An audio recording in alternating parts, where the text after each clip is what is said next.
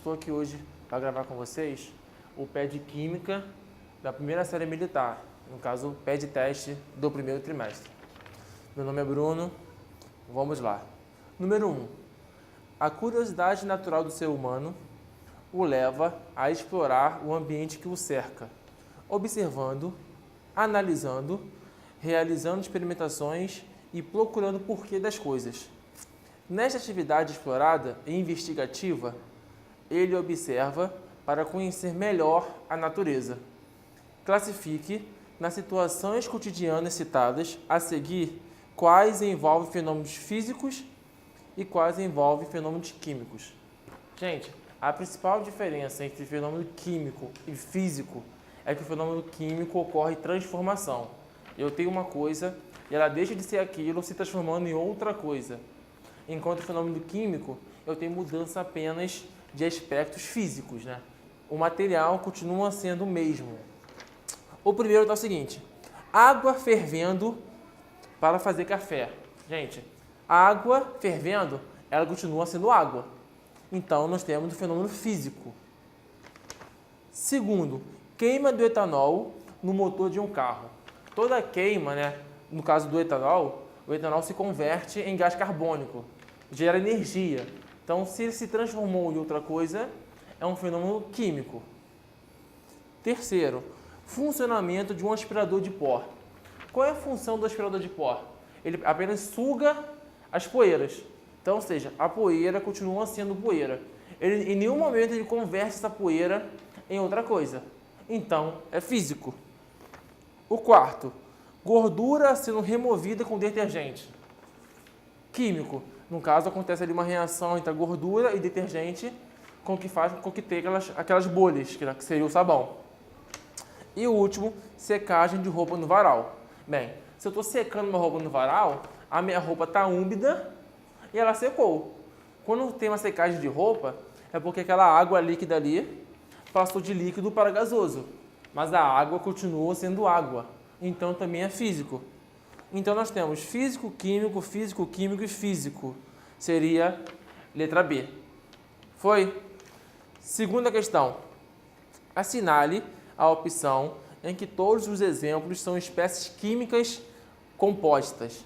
Então, gente, vamos lá. Não esqueçam, né, que espécie química, ainda mais quando fala de espécie química composta, né, significa que eu tenho átomos diferentes. Então, essa daí seria letra D. Água filtrada, cloreto de sódio e açúcar. Número 3.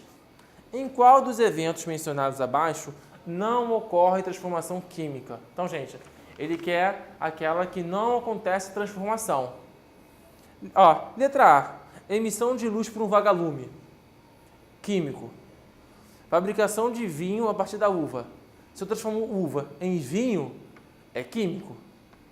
Crescimento da massa de um pão. No caso, a massa de pão ela cresce com fermento. A fermentação ela libera gás carbônico, por isso que a massa cresce. Então, é químico. Letra D. Explosão de uma panela de pressão. Gente, a panela de pressão, olha o próprio nome diz, né? A pressão ali dentro faz com que ela exploda. Então, ou seja, nada ali se converteu em nada. Então, fenômeno físico. Letra D. Número 4. Em quais das passagens grifadas abaixo está ocorrendo transformações químicas? Ó, de novo, transformação química é aquela que ocorre transformação. 1. O reflexo da luz nas águas, onduladas pelo vento, lembrava-lhe os cabelos de seu amado. Ó, reflexo de luz. Isso não quer dizer nada. Então é físico. Nada se transformou. Número 2. A chama da vela confundia-se com o brilho nos seus olhos. Ó, chama, lembra de combustão. Então, sempre que for um fogo, lembre-se que é transformação química, tá? Você está convertendo alguma coisa em energia. 3. Desolado, observava o gelo derretendo em seu corpo e, ironicamente, comparava-se ao seu coração. Ó, gelo derretendo. O gelo derretendo, eu tenho água sólida passando para água líquida. Continua sendo água. Então, é um fenômeno físico.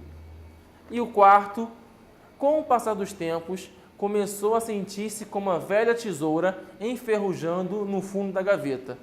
Quando o ferro enferruja, é uma reação entre o ferro e o oxigênio, se transformando em outra coisa. Seria um fenômeno químico. Então a resposta aí, gente, seria 2 e 4, letra D. Tranquilo? Número 5. Analise os processos a seguir. Marque aquele que não representa uma transformação química, ou seja, aquele que não tem transformação.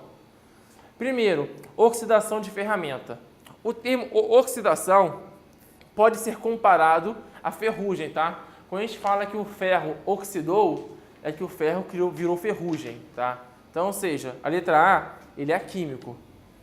A letra B, queimada da floresta. Ó, de novo, falou em queimada, vem de combustão, químico. Letra C, evaporação do álcool. Então, ó, lembrando que se eu tenho um álcool líquido passando para gasoso, o álcool continua sendo água. Então, é um fenômeno físico. Letra C. Número 6. Uma importante contribuição do modelo de Rutherford foi considerar o átomo constituído de... Gente, não esqueçam que o modelo de Rutherford foi aquele modelo que ele bombardeou uma lâmina de ouro com partículas alfas. Rutherford percebeu o seguinte, que a maior parte das partículas atravessava a lâmina de ouro.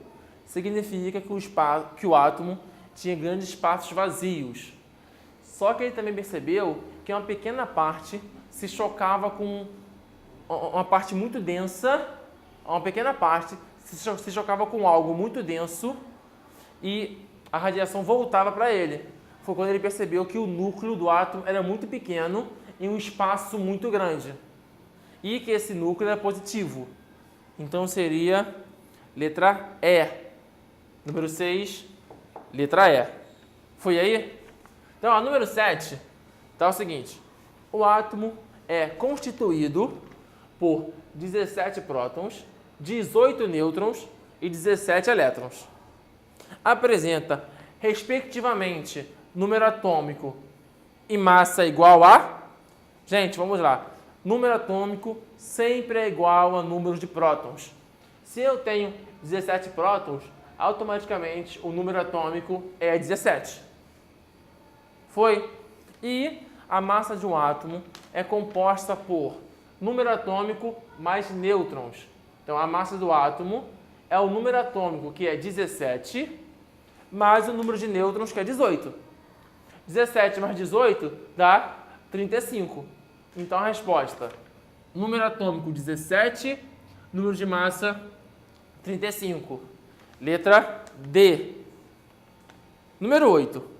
Um átomo de um elemento X, ó, elemento X, apresenta 23 partículas nucleares. Vocês viram em modelo atômico que o núcleo é composto por duas partículas, né?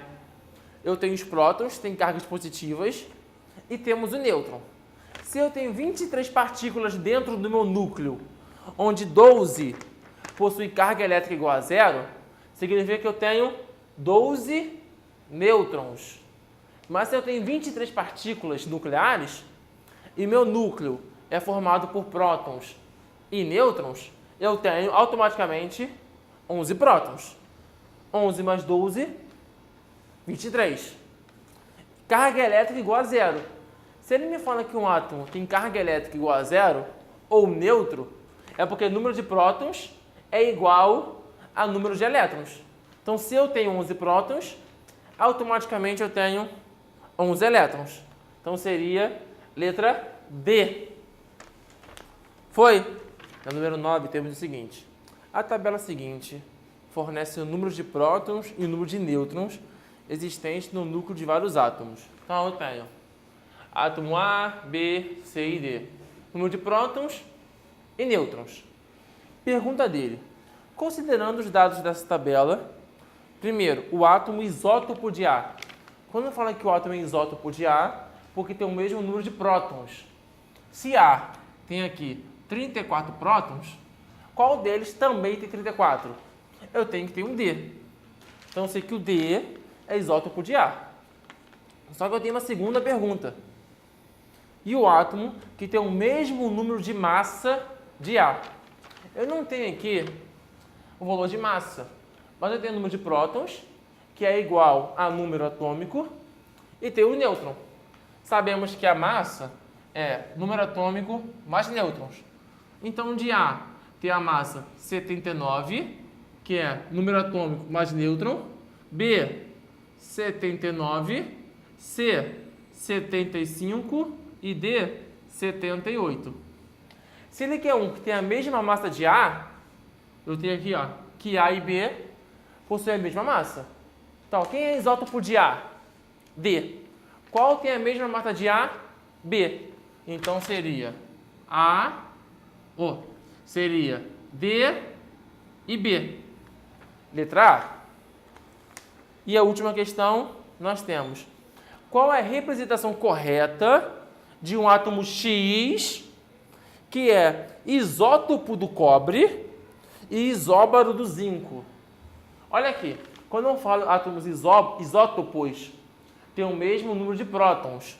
O cobre, ó, tem 29 prótons. Então, automaticamente o X vai ter 29 prótons. E quando ele fala que são isóbaros, porque tem a mesma massa. Se o zinco tem massa 64, o X também vai ter que ter 64. E a representação correta dele é na letra C. Seria o cobre. Por que o cobre? Sabemos que o cobre, aliás, o número atômico é o que determina o átomo. Não existe na natureza átomos diferentes com o mesmo número de prótons. Se ele me fala que o X tem 29 e o cobre também tem 29, significa que eles são o mesmo átomo, tá? Então seria letra C.